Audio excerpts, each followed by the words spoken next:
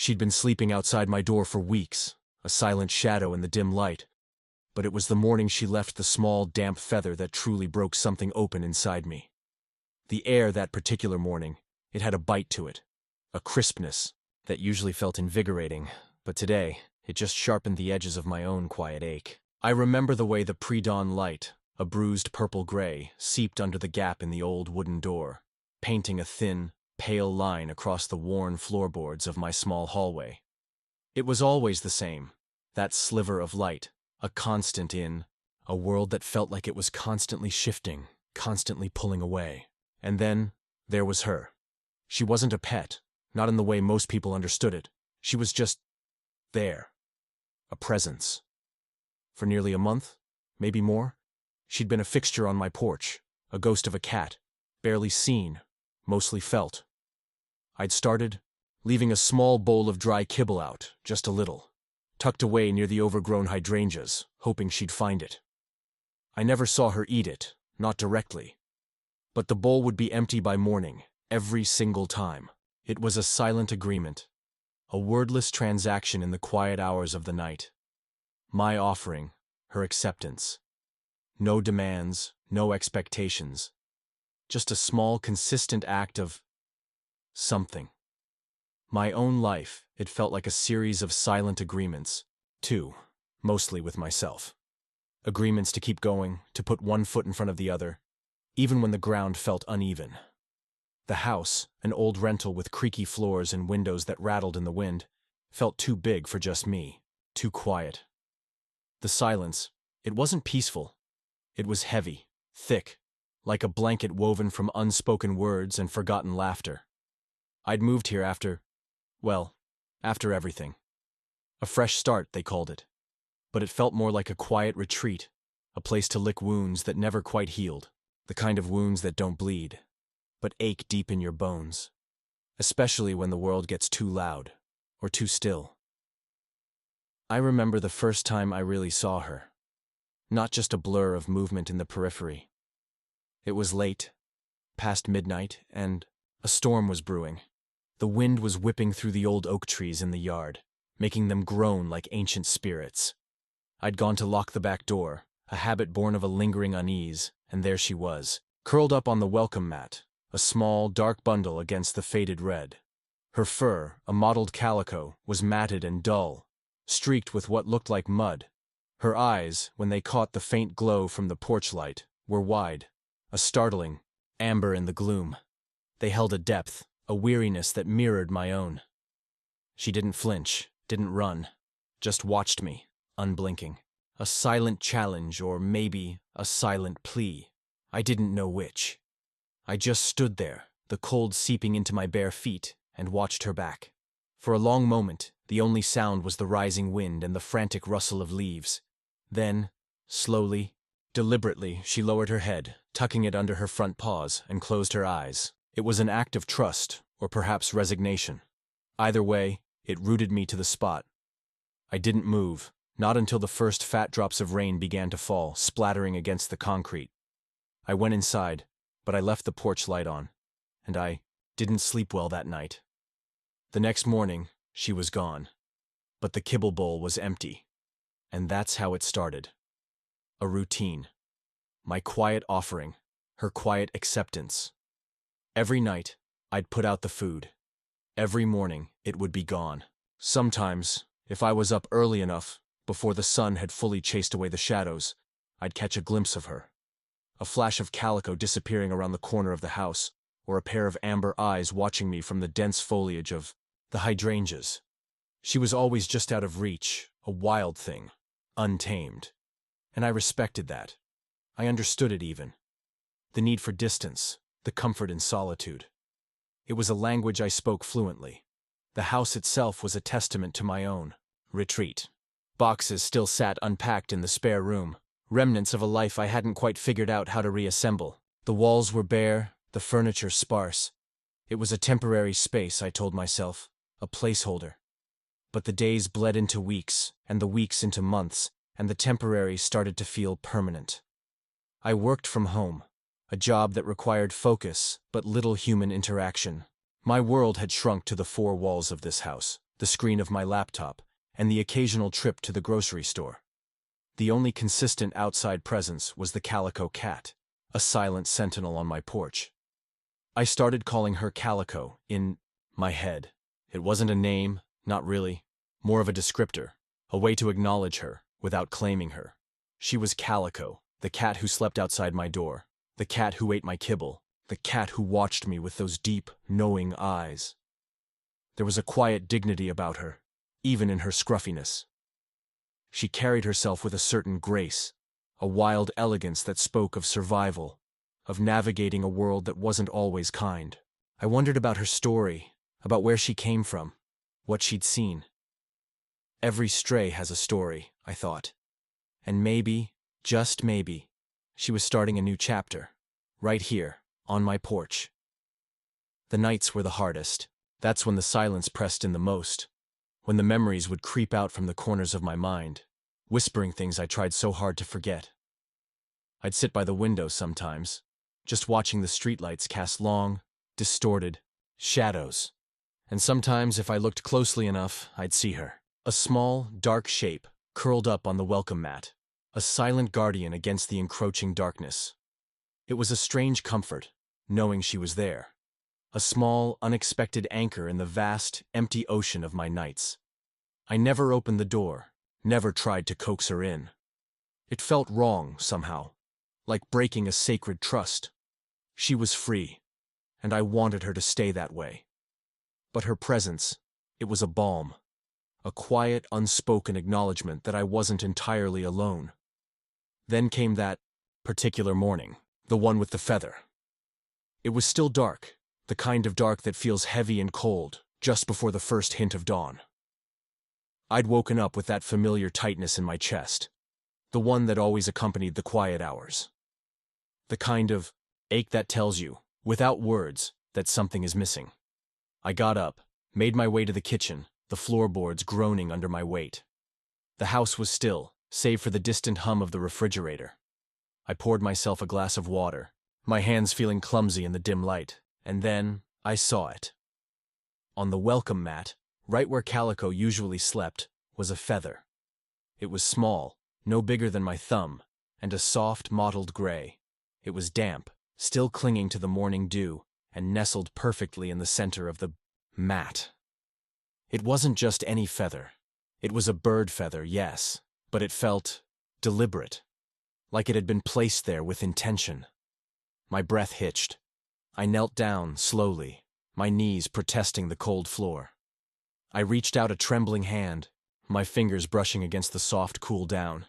It was so delicate, so fragile. And it was a gift. I knew it, deep in my gut, a tiny, silent offering from the wild, watchful cat. My chest tightened, but this time, it wasn't the familiar ache of loneliness. It was something else, something warm, something unexpected, a wave of emotion, so potent, so raw, washed over me. It felt like a dam breaking, a slow, steady release of something I hadn't realized I'd been holding on to for so long. Tears pricked at my eyes, hot and sudden. I hadn't cried in months. Not really. Not like this. Not with this quiet, overwhelming sense of being seen. The feather, it was just a feather. But it was more than that. It was a message. A connection. It was a tiny, tangible piece of the wild world, brought to my doorstep by a creature who had, for weeks, been nothing more than a shadow. It was a sign that she wasn't just taking the food. She was giving something back, something precious, something from her own world. And in that moment, kneeling on my cold porch, holding that small damp feather, I felt a shift, a subtle, almost imperceptible change in the heavy atmosphere of my life. The sun began to peek over the horizon, painting the sky in hues of soft pink and orange. The world outside was waking up, slowly, gently. And so was something inside me. The quiet knowledge that something had begun, something real, something unexpected. A thread, delicate but strong, had been woven between me and the wild calico cat. And I knew, with a certainty that settled deep in my soul, that my life, in its quiet, solitary way, was about to change.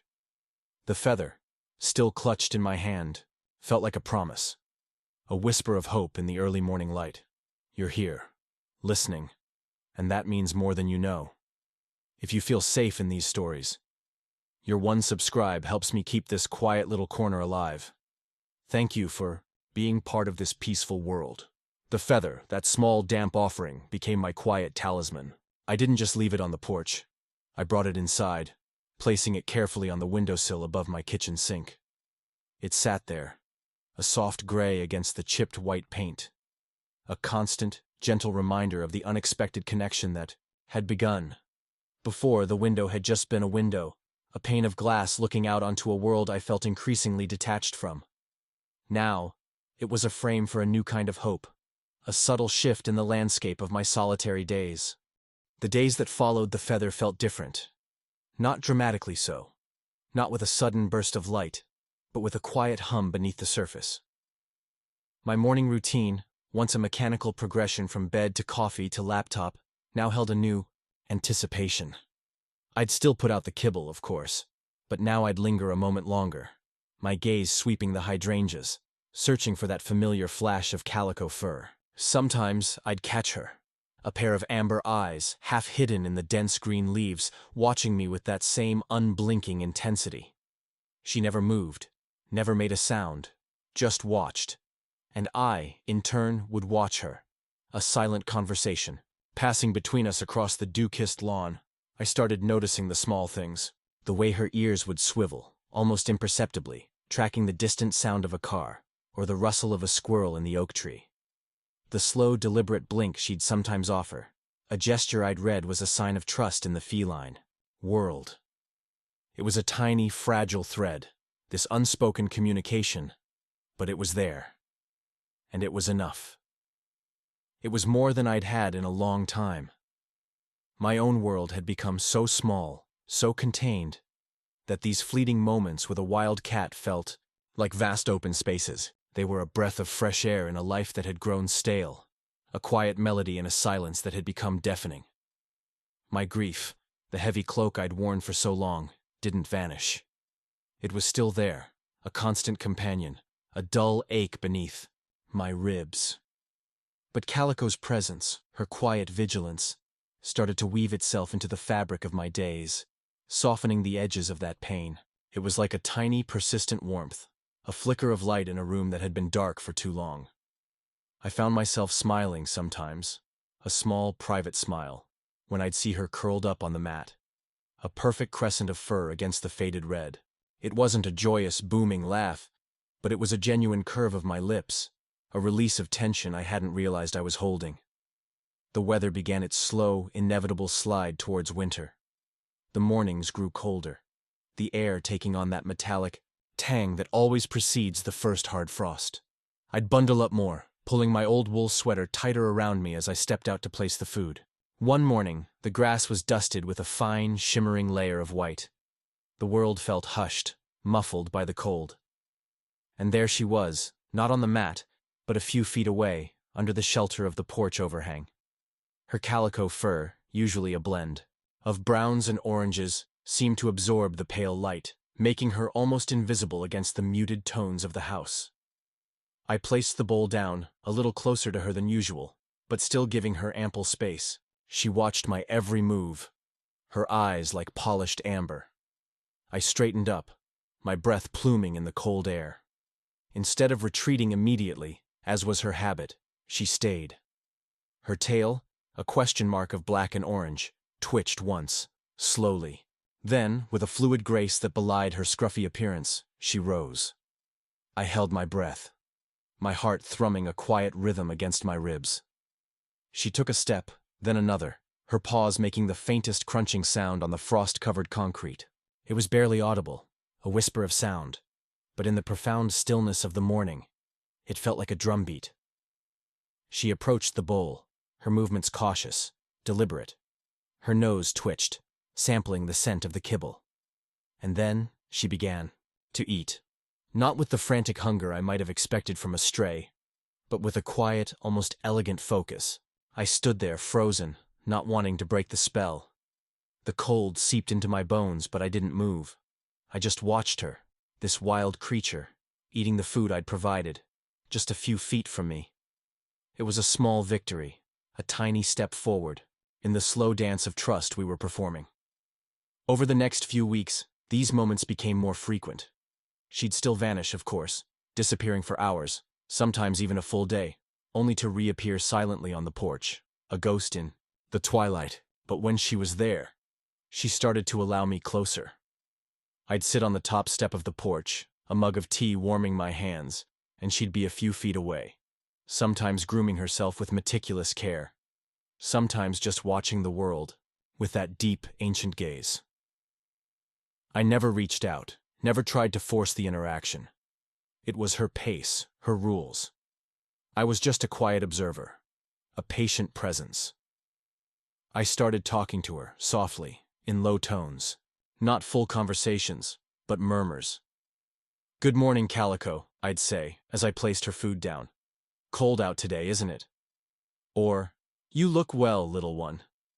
My voice, usually reserved for the occasional phone call or the quiet hum of a podcast, found a new softness, a new purpose. It felt strange at first, talking to a cat who never responded, but it also felt good. Like I was finally using my voice again, not just to communicate, but to connect.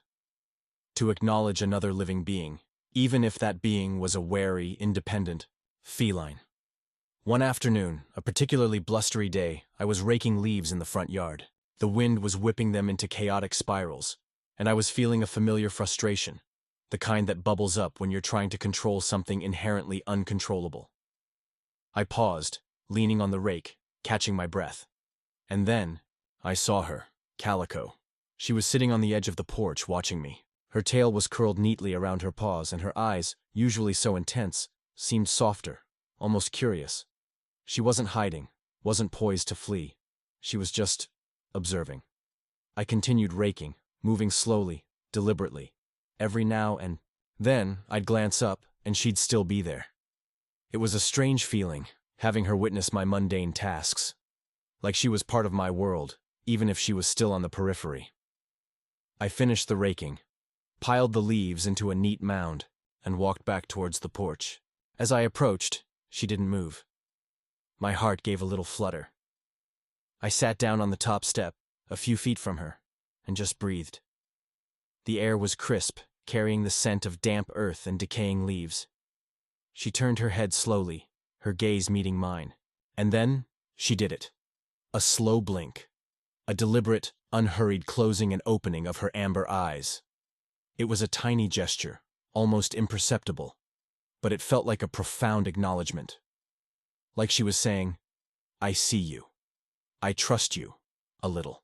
I blinked back, slowly, mimicking her. It felt silly, but also deeply meaningful. A shared moment, a silent understanding. Have you ever had an animal wait for you, even when you didn't ask them to? I wondered. A thought drifting through my mind like a stray leaf on the wind. Wait for you to be ready, to open up, to just be. The days continued to shorten. The light fading earlier, the nights drawing in with a deeper chill. I started leaving a small soft blanket on the porch mat, tucked under the overhang. It was an impulse, a quiet offering against the encroaching cold. I didn't expect her to use it. She was a wild cat, after all. But one morning, as the first rays of sun painted the sky in pale golds and pinks, I saw her, curled up on the blanket, a small, warm bundle of calico fur. Her eyes were closed, her breathing soft and even. She looked peaceful, utterly, completely at peace. I stood there, watching her sleep, a lump forming in my throat. The sight of her, so vulnerable, so trusting, stirred something deep within me. It was a tenderness I hadn't felt in a long time, a protective instinct that had been dormant for too long. I didn't want to disturb her. I just wanted to soak in the quiet beauty of the moment. The faint warmth of her fur, even from a distance, seemed to radiate into the cold morning air. I went inside, moving silently, and made myself a cup of coffee. I watched her from the kitchen window, sipping the hot liquid, feeling a warmth spread through my own chest that had nothing to do with the coffee. She slept for a long time, undisturbed. When she finally stretched, a slow, luxurious unfolding of her body, she looked around, her eyes scanning the yard, then settling on the window where I stood. She saw me, and she didn't flinch. Instead, she rose, stretched again, and then, with a deliberate slowness, she walked towards the edge of the porch. She paused, looking back at the blanket, then at me. And then, she did something that made my breath catch in my throat. She rubbed her head gently against the wooden post of the porch railing, her tail held high, a soft, almost imperceptible curve. It was a scent marking, a claim, a declaration. This was her space. And, by extension, I was part of it. Then, she turned, and with a soft, almost silent leap, she landed on the ground, disappearing into the hydrangeas. But this time, it felt different. Not like a retreat, but like a promise. A quiet understanding had settled between us.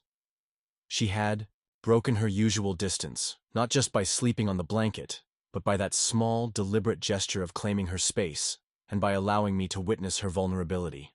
The bond, fragile as it was, had deepened. And I knew, with a certainty that warmed me from the inside out, that this was just the beginning. The feather, that small gray whisper of a gift, remained on my windowsill, a silent witness to the subtle shifts in my world. It was no longer just a curiosity. It was a touchstone, a tangible piece of the fragile bridge that Calico and I were building. The days continued their slow march towards the heart of winter in Rawalpindi. The air growing sharper, the mornings often shrouded in a thin, biting fog that clung to the ancient trees and the quiet streets. The sun, when it did break through, felt weak, a pale imitation of its summer self. And with the changing season, Calico's routine, once so predictable in its wildness, began to subtly, unsettlingly change. It started with the gifts. After the feather, I hadn't expected another. I'd thought it was a singular moment, a rare glimpse into her world. But then, one crisp morning, as I stepped out to place her kibble, I saw it. Nestled beside the now familiar blanket on the porch mat was a small, smooth stone. It wasn't just any stone. It was a river stone, worn smooth by countless currents, a soft, muted gray with faint veins of white running through it. It felt cool and heavy in my palm, a stark contrast to the lightness of the feather. My heart gave a familiar flutter, a mix of wonder and a growing, tender ache. She was doing it again. She was leaving me things. The next week, it was a dried leaf, a perfect, skeletal filigree of amber and brown, intricate and delicate. It looked like something she'd carefully selected, not just a random leaf blown onto the porch. Then, a few days later, a small, iridescent beetle shell, shimmering with a faint metallic green. Each item was small, unassuming, yet each felt imbued with a profound significance. They were fragments of her world, brought to mine, laid at my feet like tiny, precious offerings.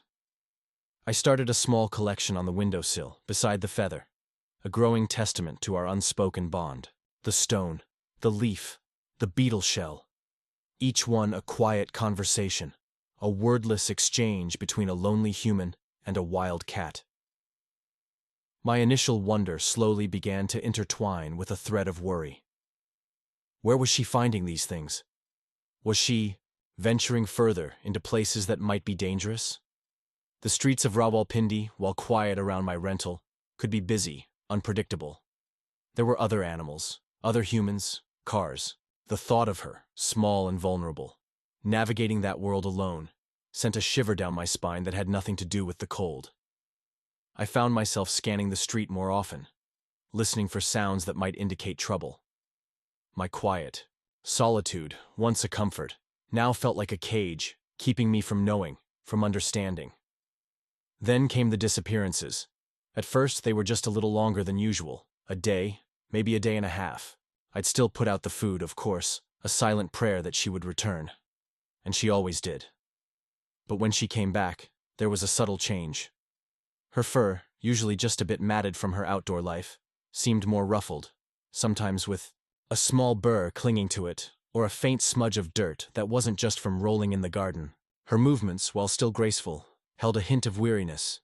Her eyes, those deep amber pools, seemed a little more shadowed, a little more tired. One morning, after a 2-day absence, she returned with a slight limp in her left front paw. It was barely noticeable, a subtle hesitation in her step. But I saw it. My stomach clenched. I watched her from the window, my heart aching with a tenderness that was both beautiful and terrifying. She ate her food slowly, deliberately, her gaze constantly sweeping her surroundings, a heightened vigilance in her posture. I wanted to go out, to check on her, to offer comfort, but I knew better. Any sudden move, any attempt to intrude on her wildness, might break the fragile trust we had built. So I just watched, my worry a tight knot in my chest, feeling utterly helpless. The limp lasted for a few days, then slowly faded. But the incident left a mark on me. It solidified the fear that had been simmering beneath the surface. The fear of losing her. I had allowed myself to care, truly care, for this wild creature. And with that care came the vulnerability of potential loss. It was a feeling I hadn't experienced in a long time, a raw, exposed nerve. My past grief, the one that had driven me to this quiet retreat, felt like it was being stirred, brought back to the surface by this new, fragile attachment. The gifts continued, each one adding another layer to the mystery. A small, intricately woven piece of dried grass, shaped almost like a tiny nest, a smooth white pebble, perfectly round. Each time I'd find it on the blanket, a silent offering, and each time my worry would deepen. What was she doing? Where was she going to find these things? They weren't random. They felt chosen, deliberate, like she was trying to communicate something I wasn't quite grasping. The winter deepened. The air grew colder, the fog heavier, often lingering well into the morning. The sounds of Rawalpindi seemed muffled, distant. I started leaving the porch light on all night, a beacon for her, a small comfort against the vast darkness. I'd often wake in the middle of the night, a sudden chill or a distant sound pulling me from sleep, and I'd creep to the window, peering out into the gloom. More often than not, she'd be there, a small, dark shape curled on the blanket, a silent guardian in the night. But sometimes, she wouldn't. And those were the nights I barely slept, my mind conjuring all sorts of scenarios, each one more terrifying than the last. One particularly cold evening, a biting wind whistling through the gaps in the old window frames, I heard a faint, distressed meow. It was soft, almost swallowed by the wind, but it was unmistakably hers. My heart leaped into my throat. I rushed to the back door, my hand trembling on the knob. I peered through the glass, my breath fogging the pain. She was there, on the mat, but she wasn't curled up. She was sitting upright, her body hunched, her head low. And she was shivering. Violently. My protective instincts flared, overriding my usual caution. I slowly, carefully opened the door, just a crack. The cold air rushed in, carrying with it the scent of damp earth and something else, something faintly metallic. "Calico?" I whispered, my voice hoarse. She looked up, her eyes wide, dilated, reflecting the faint light from inside. They held a raw vulnerability I hadn't seen before, a desperate plea. She didn't move, didn't run.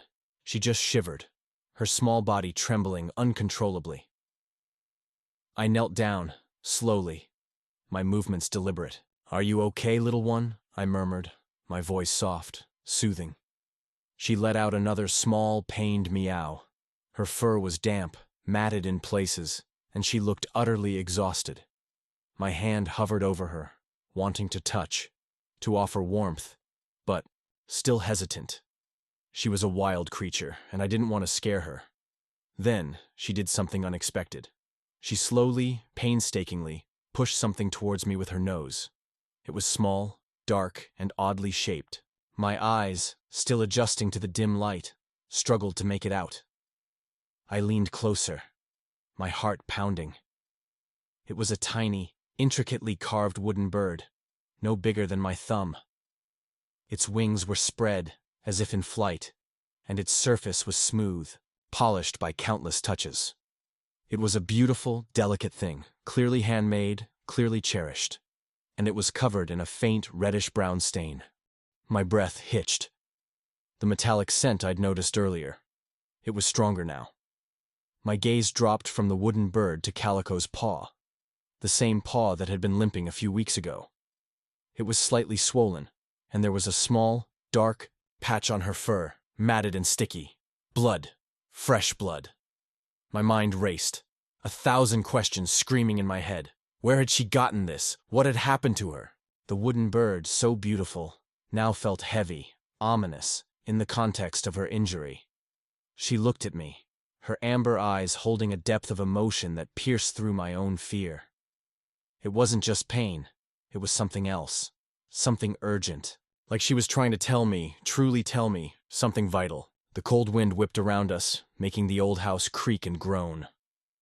I felt a sudden, overwhelming surge of determination. I couldn't just watch anymore. I couldn't just wait. This wasn't just about food and quiet companionship. This was about her, and she was clearly in trouble. Do you think animals know when we're at our lowest? The question echoed in my mind, but now it felt like it applied to her. Was she at her lowest? And was she asking for help? The wooden bird, still stained, lay between us, a silent, desperate plea. I knew, with a chilling certainty, that something significant had happened. Something that had pushed her to break her wild reserve, to come to me in such a state. And I knew, with an even deeper certainty, that I had to find out what it was.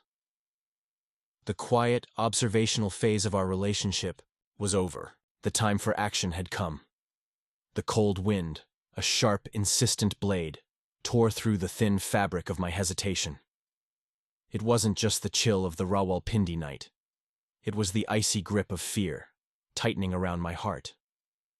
Calico, hunched and shivering, her paw clearly injured, had pushed that tiny, carved wooden bird towards me, a silent, desperate plea.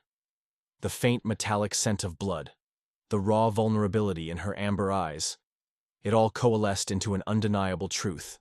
She needed help. And for the first time in a long time, I felt a purpose beyond my own quiet survival. The time for passive observation was over. My hands, still trembling from the shock of seeing her injured, moved with a sudden, almost frantic energy. I grabbed the thickest shawl from the hook by the door, wrapping it tightly around my shoulders, its wool a meager defense against the biting air. My old, worn sneakers were slipped on without thought, the laces tied in a hurried knot. I snatched my phone, its flashlight beam a weak but necessary spear against the encroaching darkness. Every movement felt charged, imbued with an urgency that had been absent from my life for months. The quiet hum of the refrigerator, the distant drone of a rickshaw, the rustle of leaves outside, all faded into a dull background noise, overshadowed by the frantic beat of my own heart. "Okay, Calico," I whispered, my voice barely audible above the wind's mournful howl. "Show me." She didn't need coaxing. As soon as I stepped fully onto the porch, leaving the door ajar, she pushed herself up, a low, pained whimper escaping her throat. Her limp was more pronounced now, a heartbreaking drag of her left front paw. But her eyes, though still shadowed with pain, held a fierce determination.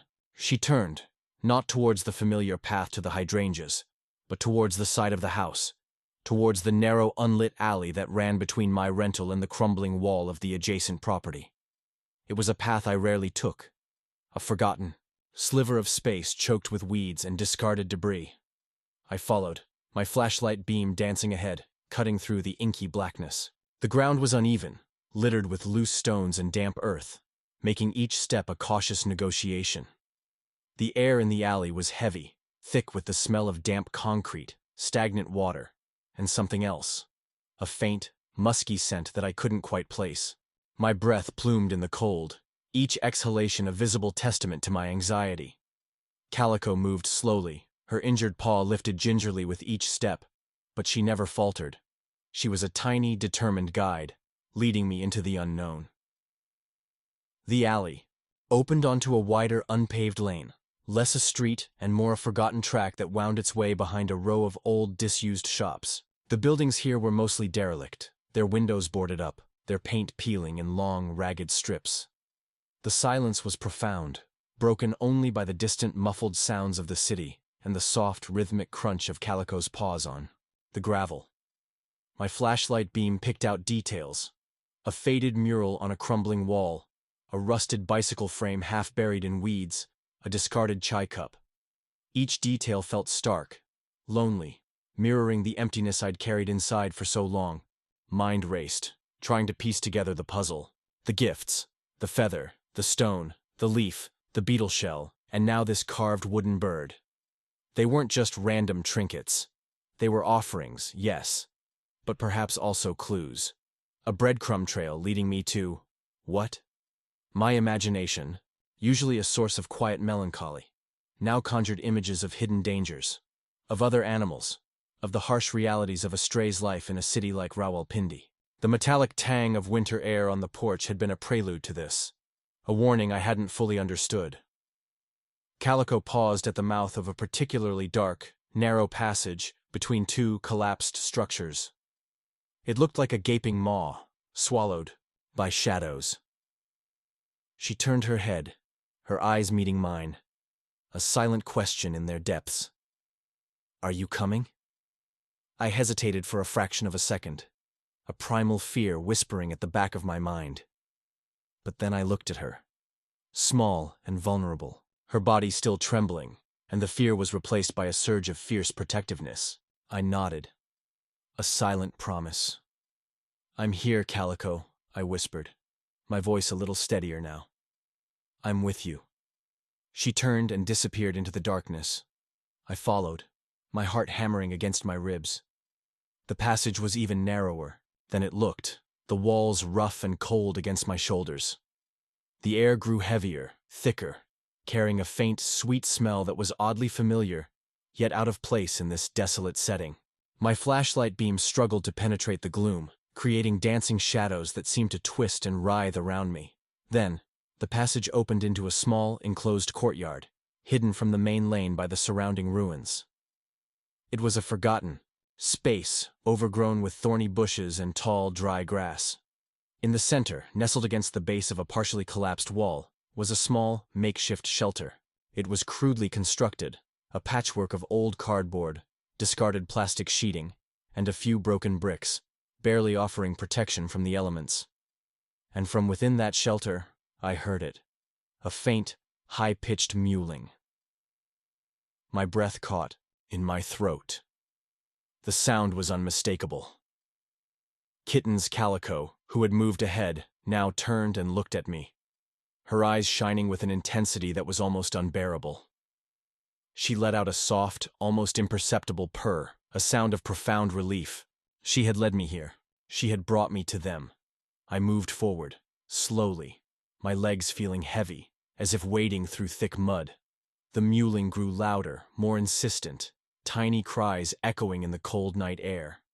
As I approached the makeshift shelter, Calico nudged aside a loose piece of cardboard with her nose, revealing the interior, and there they were. 3 tiny, impossibly small bundles of fur, huddled together for warmth on a bed of old, tattered rags. They were no bigger than my palm, their eyes still closed, their tiny mouths open in silent, desperate cries. One was a ginger tabby, another, a sleek black, and the third, a miniature calico, a perfect, tiny replica of their mother. They were so fragile, so utterly vulnerable, their small bodies trembling with cold and hunger.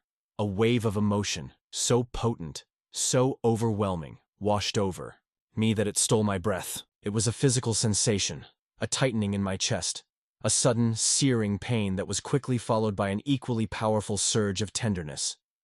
My hands, which had been clutching the shawl, began to tremble uncontrollably. Tears, hot and sudden, welled in my eyes, blurring my vision. I knelt, dropping my phone, its flashlight beam now casting a haphazard glow on the scene. The cold, hard ground pressed against my knees, but I barely felt it. All I could feel was the raw, aching beauty of this moment. This was it. This was her secret. This was why she disappeared. why she was always so weary, why she brought me gifts. She wasn't just a stray looking for food. She was a mother, fighting for her babies, enduring the harshness of the Rawalpindi winter, risking everything to keep them safe. The gifts, those small, precious items, weren't just offerings to me. They were perhaps things she'd found, things she'd tried to bring back to her nest, or perhaps, in her desperation, they were her way of asking for help, of trying to communicate the immense burden she carried. The wooden bird, stained with her blood, was a testament to her struggle, her sacrifice. My own grief, the one that had driven me to this quiet, isolated life, felt like it was being stripped away, layer by painful layer, by the sheer force of her love. I had felt so alone, so lost, so convinced that my world was shrinking. But here, in this forgotten corner of the city, a wild cat had shown me the boundless, fierce power of connection, of selflessness. She had been carrying this immense weight, this profound responsibility, all while maintaining her quiet vigil on my porch, accepting my offerings, and slowly, painstakingly, building a bridge of trust. Calico, seeing me kneel, slowly limped closer, to the shelter. She nudged her head against the tiny calico kitten, then the black one, then the ginger, a soft, reassuring rumble emanating from her chest. The kittens, sensing her presence, quieted slightly, their tiny bodies pressing closer, to her warmth. Then she turned her head, her amber eyes locking onto mine, and in that gaze, I saw it all: the exhaustion, the pain, the fierce, unwavering love for her babies. But also, something else. A profound trust. A silent plea. Yes, but also a deep, unwavering belief that I would understand. That I would help. She took a slow, deliberate step towards me, her injured paw still lifted gingerly. She reached me, her warm fur brushing against my outstretched hand. And then she pressed her head, gently, firmly, into my palm. It was a soft, insistent pressure, a silent declaration.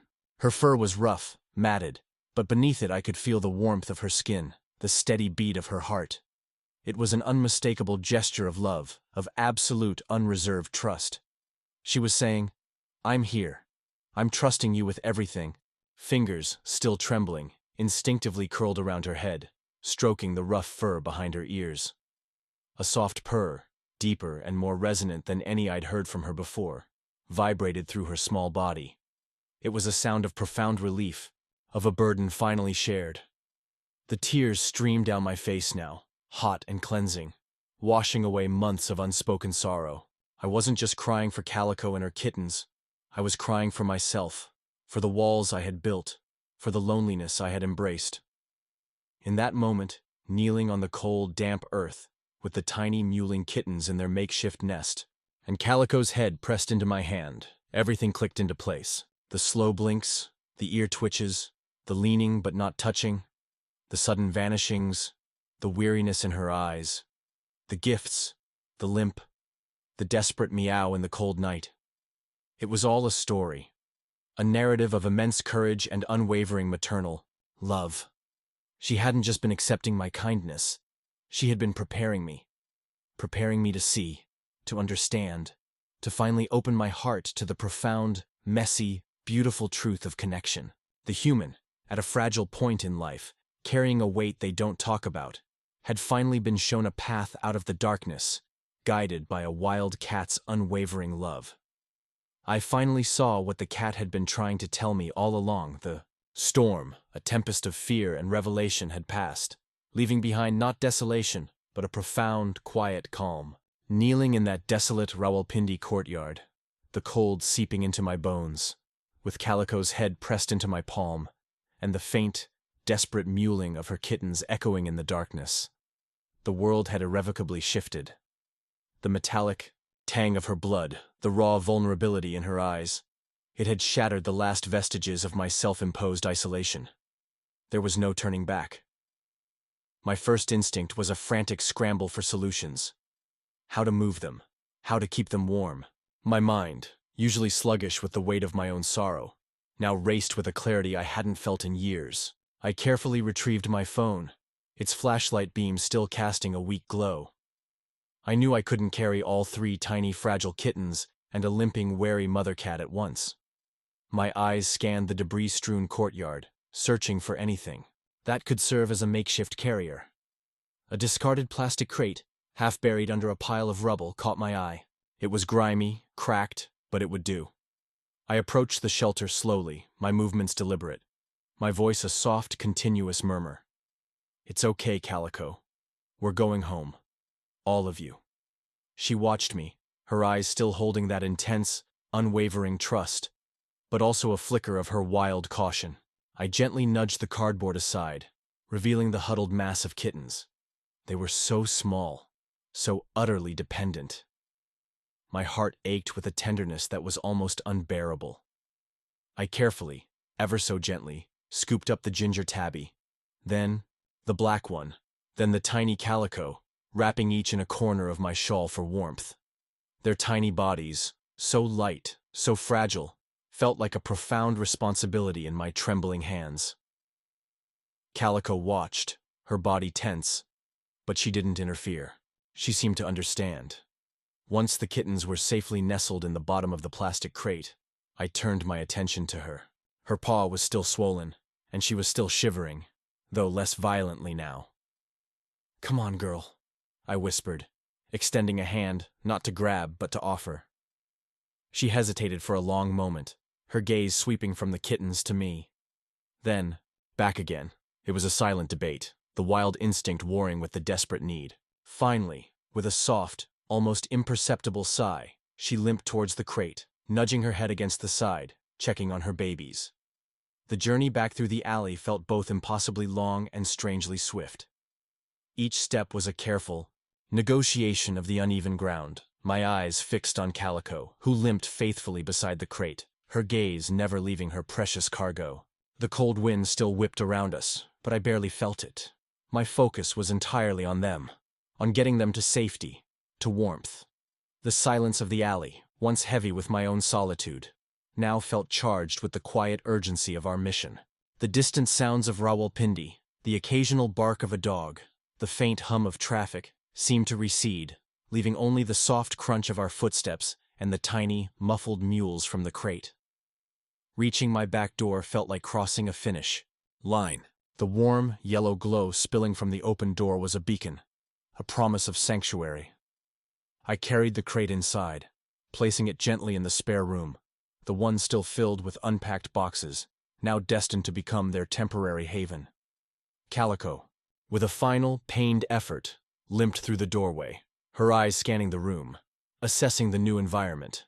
She was wary, yes, but her focus remained entirely on her kittens.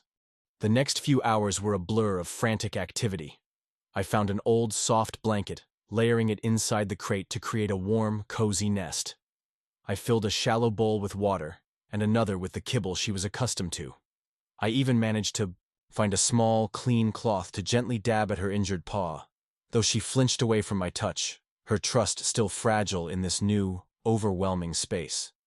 The kittens, once settled, immediately began to root around, their tiny bodies instinctively seeking their mother's warmth. Calico, despite her pain and exhaustion, immediately curled around them, her purr, though still soft, a steady, reassuring rumble. I sat on the floor, just outside the crate, watching them.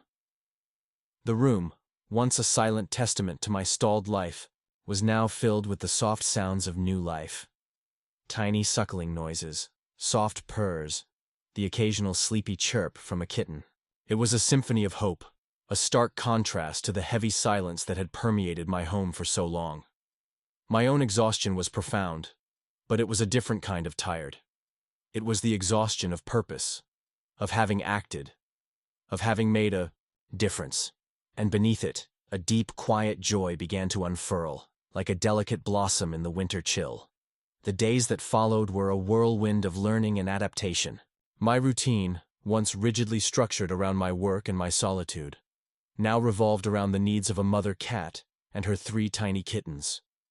I researched kitten care, learned about weaning, about litter training, about the subtle signs of feline health. The internet, once a source of distraction, became a vital tool for knowledge. My house, once a quiet, almost sterile space, transformed. The spare room, once a storage unit for forgotten memories, became a vibrant nursery. The scent of kitten, milk, the soft rustle of blankets, the playful pounces of growing kittens. These became the new soundtrack of my life. Calico, initially wary of her new indoor environment, slowly began to relax. Her limp healed, her fur grew softer, shinier, a testament to regular food and warmth. She still retained a hint of her wildness, a certain independence in her gaze, but she also embraced the comforts of domesticity. She would often curl up on the armchair in the living room, a patch of sunlight warming her fur, her eyes half closed in blissful contentment. She still loved to sit on the porch, watching the world go by. But she always returned, always sought the warmth and safety of the home we now shared. Her presence was a steady comfort, a quiet anchor in my newly vibrant world. Watching the kittens grow was a profound experience. From tiny, helpless bundles, they transformed into playful, curious explorers, their antics filling the house with laughter. Real, genuine laughter, not the forced, polite kind I used to manage. The ginger tabby, whom I named Zinger, a nod to the spicy food of Rawalpindi, was a mischievous adventurer. The black one, Shadow, was sleek and graceful, a quiet observer. And the tiny Calico, a perfect miniature of her mother, I named Noor, meaning light in Urdu, for the light she and her family had brought into my life. My own life, once shrouded in the heavy cloak of grief, began to lighten. Mornings were no longer a struggle against the silence. They were filled with the eager chirps of kittens demanding breakfast, the soft purr of Calico rubbing against my legs. Nights were less heavy, less lonely. I found myself looking forward to coming home, to the warmth and chaos of my new family. The ache in my chest, though still present, was no longer a constant, suffocating weight. It was a dull throb, a reminder of what I had lost, but now softened by the overwhelming joy of what I had found. The boxes in the spare room, once untouched, slowly began to be unpacked. Photographs, once too painful to look at, were now handled with a gentle nostalgia, their memories no longer sharp daggers, but soft echoes. I started to redecorate, to make the house truly a home, not just for myself, but for them. The bare walls found paintings, the sparse furniture found throws and cushions. It was a slow, deliberate process, a rebuilding of my life, brick by emotional brick. One afternoon, several months after that fateful night, I was sitting on the porch, a cup of chai warming my hands. The weather had softened, the harshness of winter giving way to the gentle warmth of spring. The hydrangeas were budding, promising new life.